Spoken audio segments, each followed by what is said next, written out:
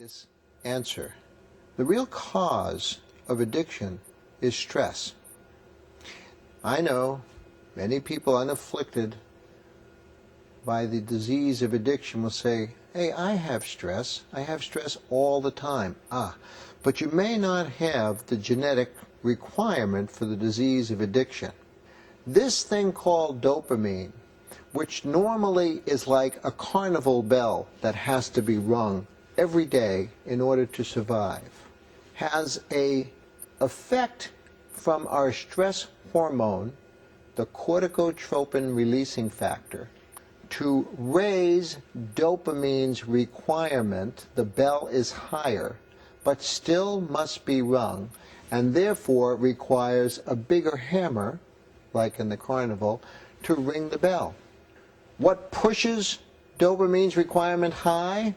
It can be alcohol, it can be nicotine, it can be any one of a number of different substances.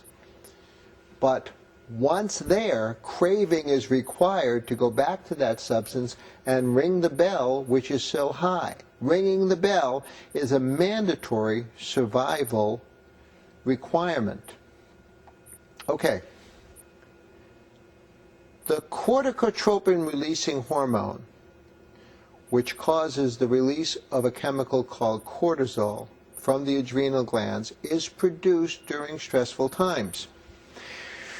Now, I didn't say good stress or bad stress. I just said stress, because stress and this chemical is released whether I get a letter from the IRS or I get a letter from the Lottery Commission, whether I'm going to my daughter's wedding or, God forbid, to my son's funeral.